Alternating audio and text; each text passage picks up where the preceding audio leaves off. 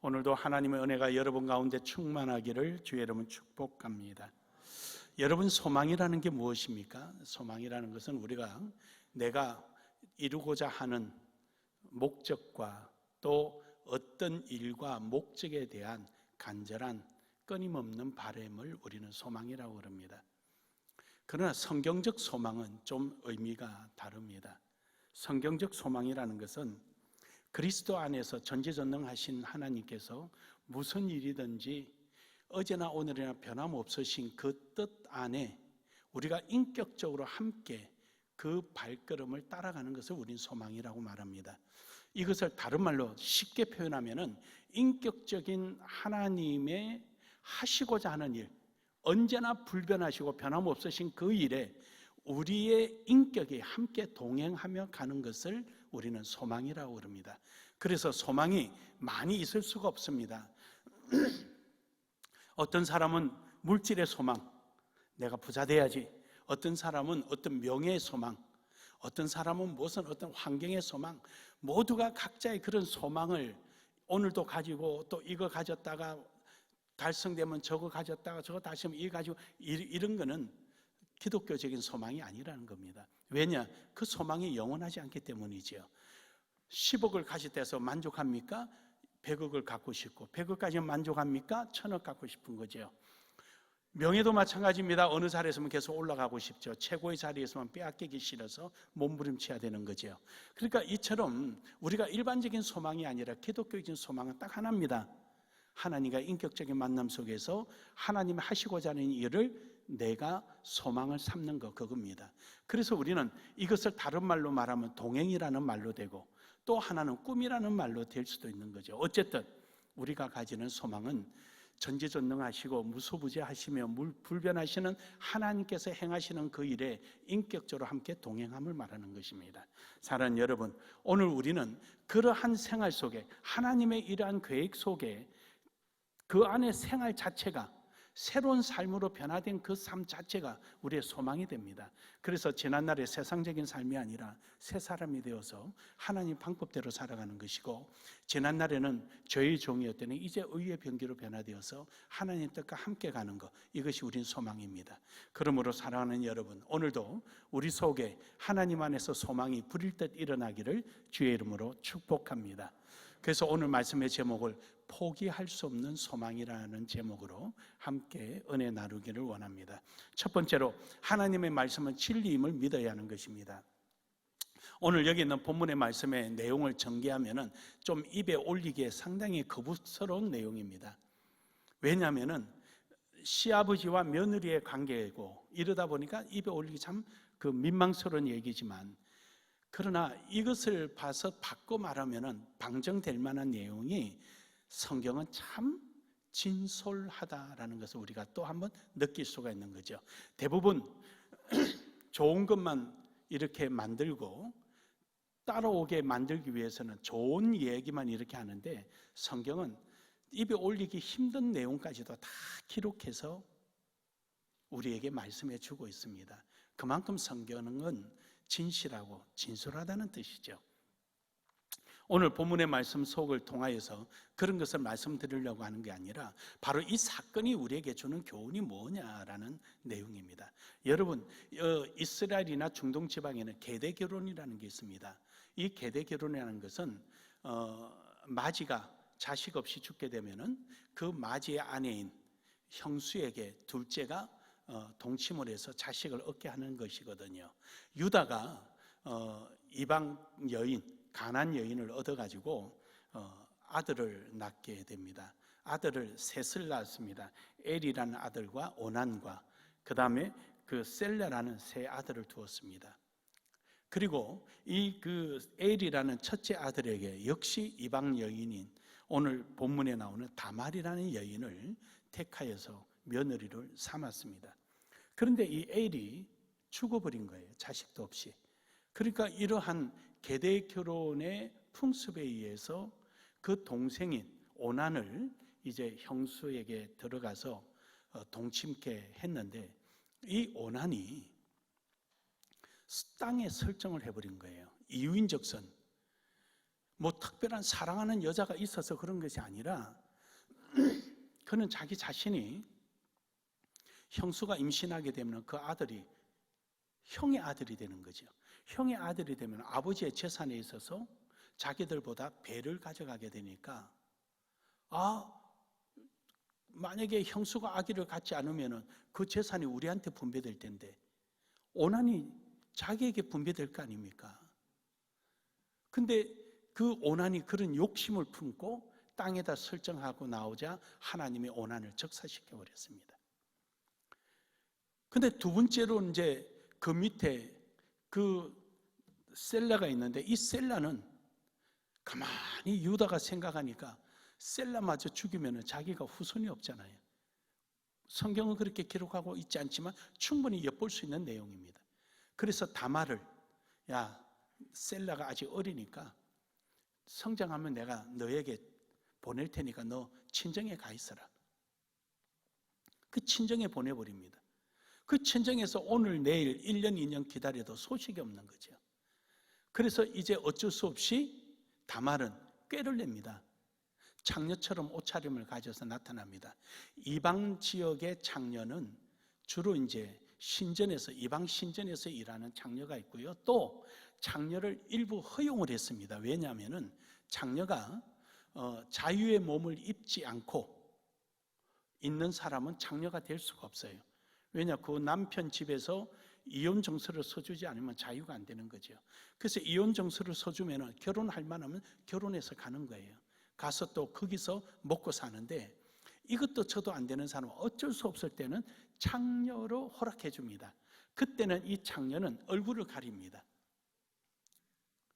얼굴을 가리는데 오늘 여기 본문의 말씀에 보면은 우리 성경 밑에 보니까 신전매음이라는 글씨가 있으면서 주석을 달아놨는데 저는 이거는 조금 넌센스인 것 같아요. 왜냐하면은 얼굴을 가려버렸거든요. 신전매음을 하는 사람은 얼굴을 가리지 않습니다. 얼굴을 가리지 않는데 여기서 얼굴을 가리는 이유는 생계 유지를 위해서 하는 사람이 얼굴을 가려요. 그래서 무시당하지 않게 하기 위해서.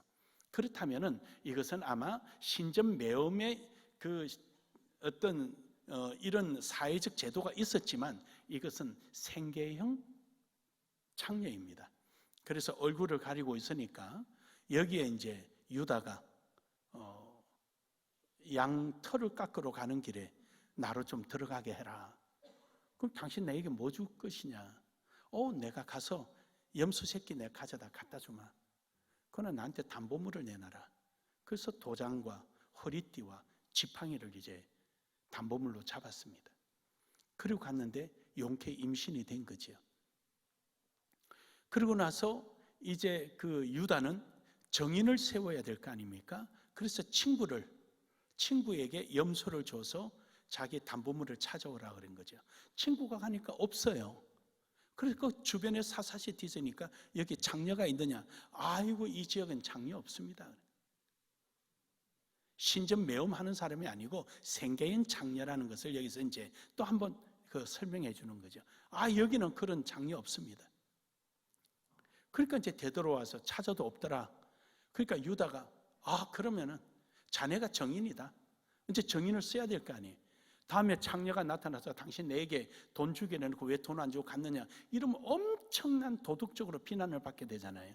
그러니까 당신이 정인이다. 내가 다 찾아도 없었으니 뭐 어쩔 수 없다.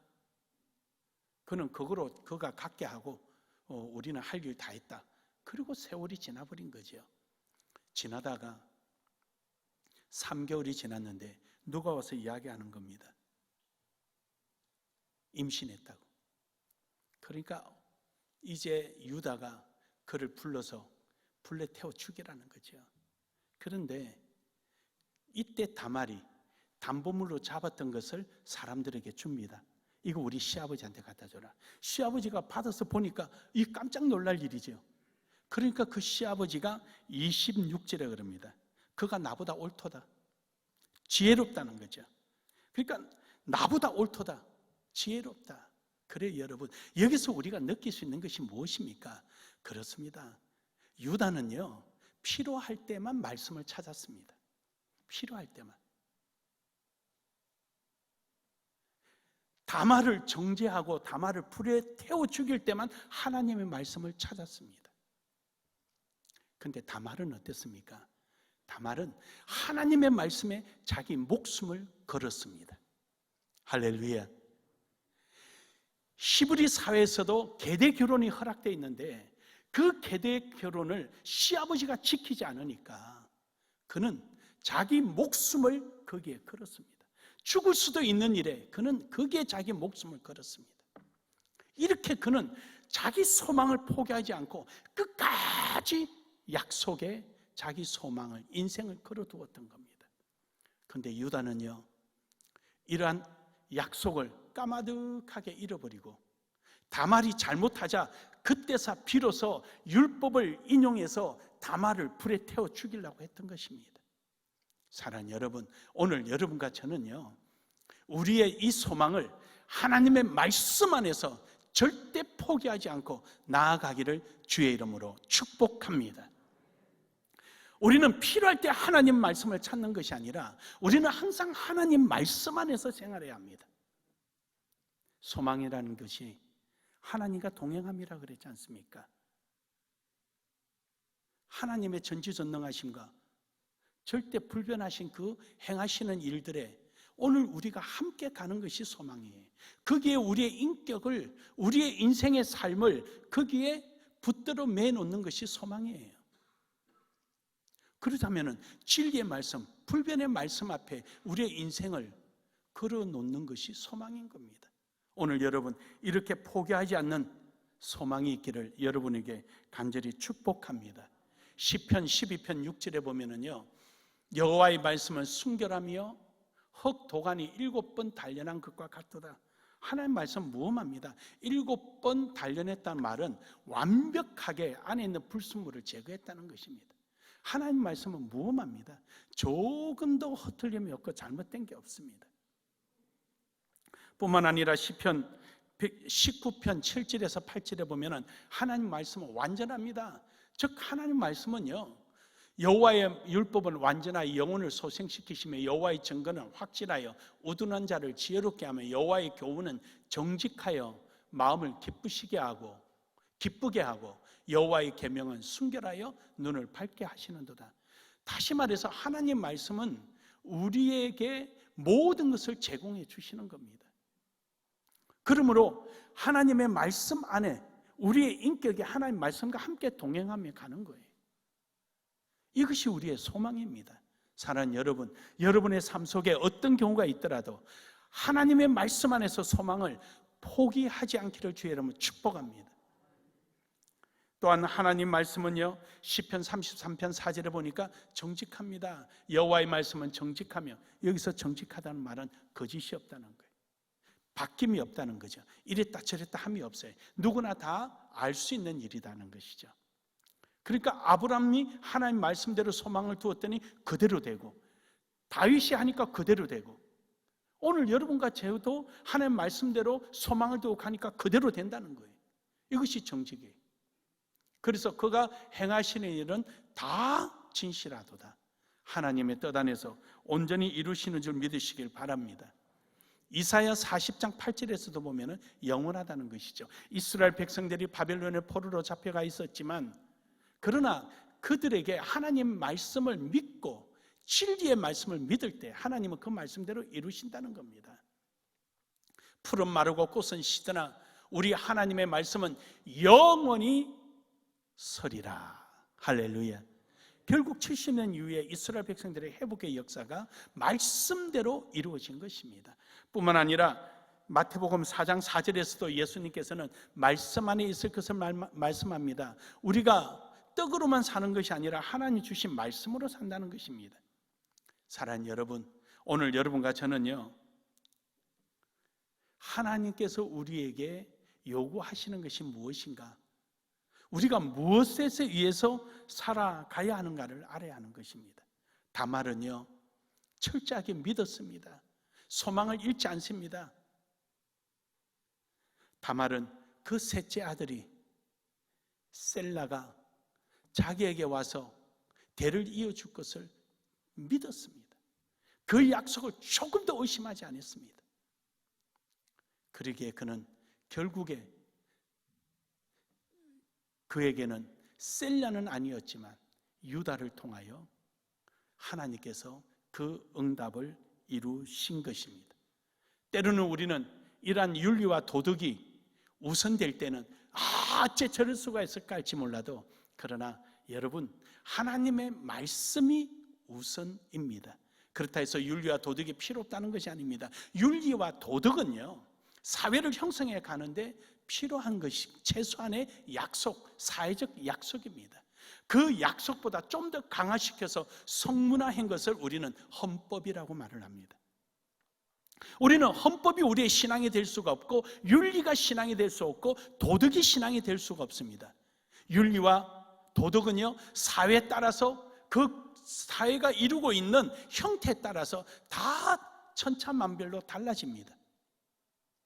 하지만 어느 시대나 어느 누구에게나 불변한 게 있다면 하나님의 말씀입니다.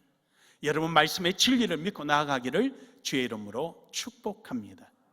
두 번째로는 말씀 안에 있는 약속을 믿고 나아가기를 간절히 축복합니다. 오늘 여기 있는 이 말씀에 볼 때요, 다말은 그 약속을 아주 철떡같이 믿고 있었습니다. 앞서도 말씀드렸지만 그는 이 약속을 위하여 목숨을 걸었습니다. 그는 이 약속이 이루어질 것을 확신하였기에 당장 입에 들어갈 만한 음식물도 아니고 팔아서 돈을 만들 만한 것도 아닌 도장과 허리띠와 지팡이를 쥐고 이것을 끝까지 붙들고 있었습니다. 그리고 그것을 가지고 이게 약속의 정표이다라고 그의 시부인 유다에게 내놓았던 것입니다. 결국 그는 그 약속에 의하여 모두가 돌로 쳐서 죽이고 불에 태워 죽어 마땅한 죄인임에도 불구하고 그 약속을 붙들고 있어서 네가 옳도다라는 인정을 받고 그는 살아나게 된 것입니다. 사랑하는 여러분, 오늘 여러분과 저는요, 하나님의 말씀의 약속, 진리의 말씀의 약속을 믿고 나아가기를 주의 이름으로 축복합니다. 우리가 살아가는 데 있어서 윤리나 도덕은 필요하죠. 그러나 윤리, 도덕이 하나님 말씀을 앞서지는 못합니다. 마가복음 3장 31절에서 35절에 보면은요, 예수님께서 손 마른 자를 고치시고 이러니까 사람들이 그 주변에 몰려들었습니다. 그리고 어떤 사람이 그럽니다. 아니, 예수 선생이여, 밖에 당신의 모친과 형제들이 왔나이다. 그러니까 예수님이 거기 있는 사람을 둘러보고 말씀하십니다. 누가 내 형제면, 내 자매면, 내 모친이더냐. 하나님의 말씀대로 행하는 자가 내 형제의 모친이라. 할렐루야. 여기서 예수님이 말씀하신 것도 인간의 일륜마저도 하나님과의 관계 맺은 천륜을 앞설 수가 없다는 것입니다. 믿으십니까? 오늘 여러분이 존재하는 이유는 하나님께서 택하여서 구원해 주신 하나님과 맺어진 관계임을 믿으시기를 주의 이름으로 축복합니다. 그런데 윤리와 도덕이 진리를 앞서지는 못합니다. 사랑하는 여러분, 오늘 여기 있는 말씀은 하나님께서 뭘 강조하시는 겁니까? 하나님의 말씀을 절대적으로 믿고 어떤 경우에도 그 말씀 안에 거하는 것을 강조하시고 싶으신 것입니다. 결국 여러분, 이 여인은, 다말이란 여인은 임신을 합니다. 아이를 가집니다. 드디어 아이를 가졌는데 아들을 둘을 낳게 됩니다. 베레스와 세라라는 두 아들을 낳게 되는데 여기에 놀라운 사건이 일어납니다.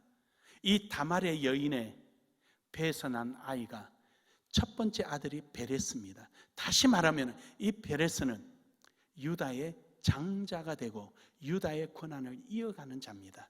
자, 유다는요, 야곱의 네 번째 아들입니다. 야곱에는 12아들이 있었는데 첫 번째 아들이 그 당시에는 족장의 자격을 가지는데 족장에게는 세 가지의 축복이 임합니다. 첫째 하나는 제사장직을 가지게 되고요, 즉 하나님 앞에 제사를 지낼 때 제사장 직무를 하게 되고요, 두 번째로는 왕권을 가집니다. 가족의 모두를 다스릴 수 있는 왕권을 가지고요, 세 번째는 물권을 가집니다.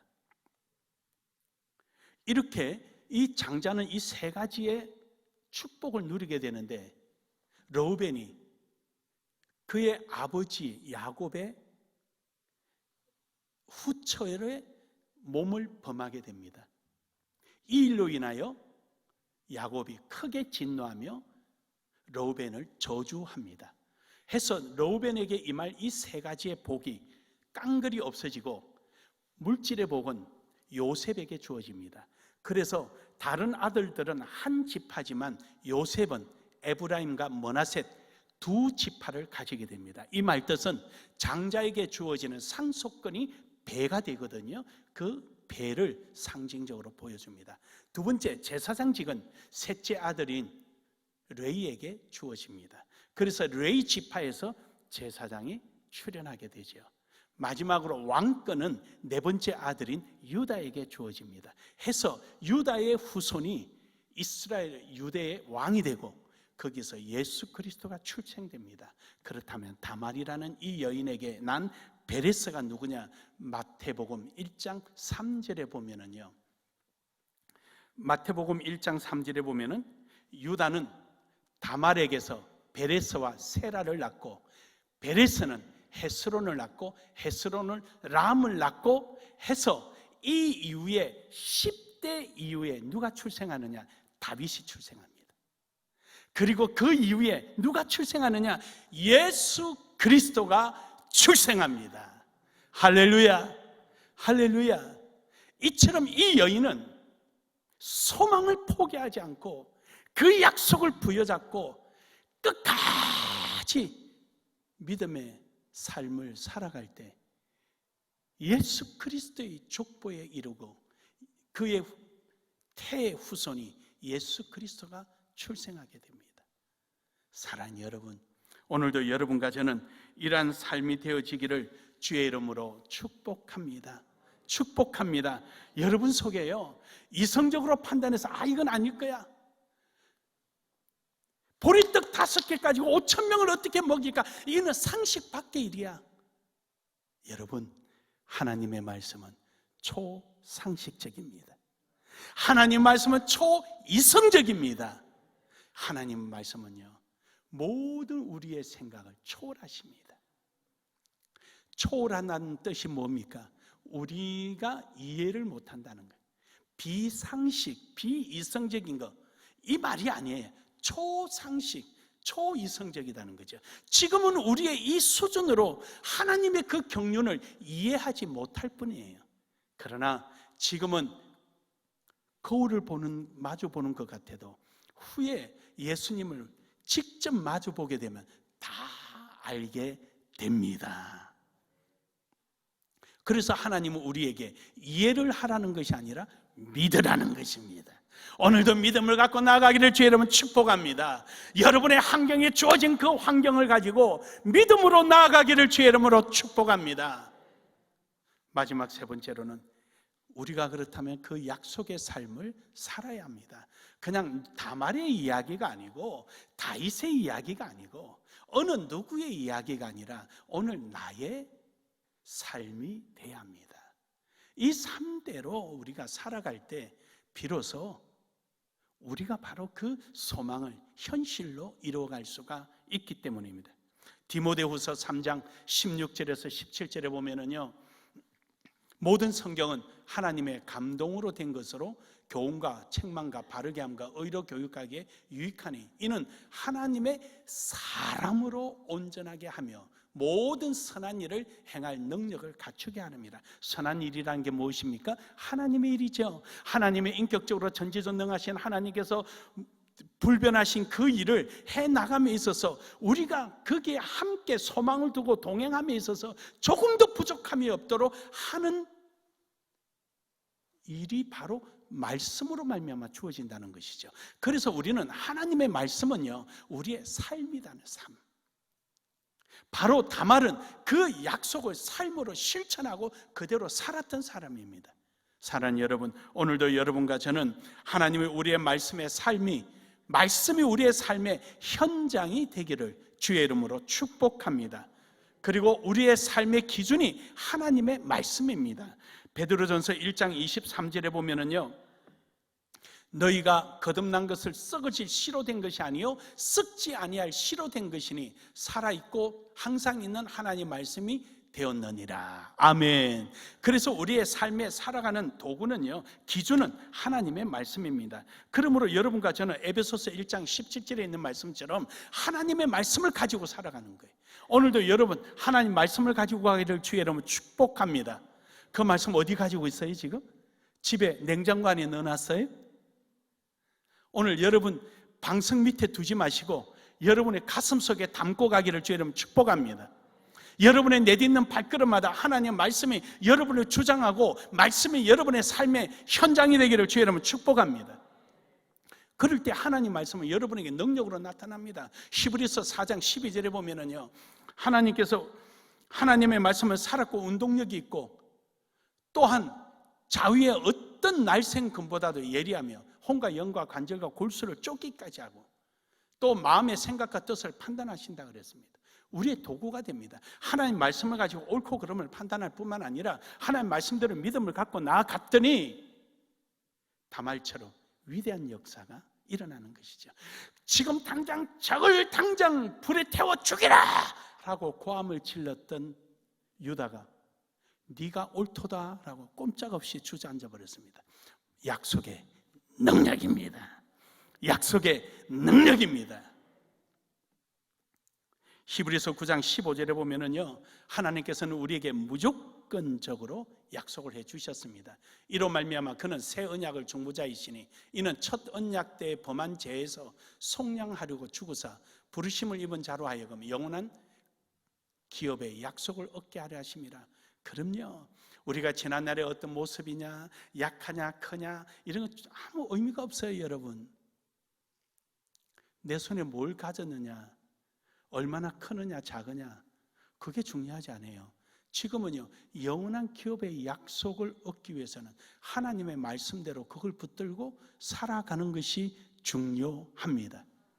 내 속에 있던 밀가루 한 움큼은요, 오늘 먹고 내일부터 굶어서 죽을 때를 기다려야 되지만 하나님의 영원한 약속에 붙들린 한 움큼의 밀가루는요, 마르지 않는 가루통이 될 것이고 한 방울의 기름은 마르지 않는 기름병이 될 것입니다. 오늘 여러분 삶 속에 그렇게 살아가기를 주의 이름으로 축복합니다. 그렇게 살아가기를 주의 이름으로 축복합니다. 시편 2편 8절에서 9절에 보면은요, 하나님께서는 우리에게 구하는 자에게 다 응답해 주시겠답니다. 내게 구하라. 내가 이방 나라를 내 유업으로 주리니 내 소유가 땅끝까지 이르리로다. 내가 철장으로 그들을 깨뜨릴 것이며 질그릇까지 부수리라 하시도다. 여러분, 시댁에서 소박 맞고 가고 내일에 대한 약속이 없는 다말의 여인이 친정에서 아무것도 못하고 앉아있는 그 여인에게 만왕의 왕이요 만주의 주가 될 예수 그리스도가 출생할 것을 누가 알았겠습니까? 아무도 몰랐습니다. 그런데요, 다말은 오직 자기 몸에서 만왕의 왕이 나오실 거라고는 그 여인도 분명히 몰랐을 것입니다. 이방 여인의 몸에서 어찌 그런 선한 역사가 일어나겠습니까? 어찌 일생일대에 세계 역사 속에 이 위대한 일이 일어나겠습니까? 누구도 생각 못했지만 이 여인에게는 오직 유일하게 셀라를 보내줄 것이란 그 약속 하나밖에 없었습니다. 이거 붙들고 있었습니다. 이거 하나를 이루기 위해서 이 여인은 몸부림쳤고 그 약속에 자기 생명을 걸었습니다. 사랑하는 여러분, 오늘 여러분과 제가 가지고 있는 그 소망은 무엇입니까? 잊지 않고 여러분이 믿고 있는 그 약속은 무엇입니까? 여러분, 그 약속을 통하여 하나님 앞에 기도하십시오. 그 약속을 통하여 하나님이 어떤 일을 하실지 우리는 지금 판단할 수 없으나 분명한 것은 하나님께 기억될 만하고 주께 영광될 만한 위대한 역사는 일어날 것입니다. 그러므로 여러분, 우리는 구하고 나아가는 것입니다. 결론적으로 에레미야 33장 3절에 우리가 너무도 잘 알고 좋아하는 말씀 구절입니다. 우리 같이 한번 합독합니다. 시작. 너는 내게 부르짖어라.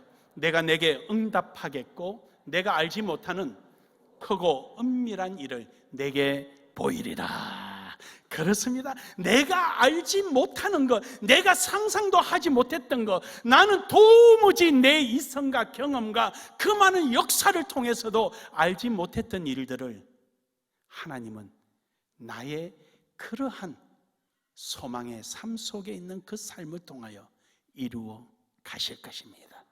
사랑하는 여러분, 오늘 여러분에게 주어진 것 한 움큼의 가루만 보지 마십시오. 두 마리의 물고기에만 생각하지 마십시오. 오늘도 전지전능하시고 무소부재하시며 불변하시는 하나님의 하시는 일에 여러분의 인격이, 여러분의 삶이 함께 거기에 동화되어서 그 발걸음을 따라 순종해 갈 때 여러분의 한 움큼의 밀가루는 문제가 아닙니다. 다말처럼 도무지 내세울 만한 것이 없는 이러한 사회적 지위도 문제되지 않습니다. 문제는 하나님께서 여러분을 위대하게 사용하실 때 그때 정말로 긍정적인 문제, 많은 사람이 깜짝 놀랄 문제들이 그때 일어날 것입니다. 오늘도 포기하지 않는 소망을 갖고 나아가기를 주의 이름으로 축복합니다. 축복합니다. 우리 한번 인사합시다. 포기하지 않는 소망을 갖고 갑시다.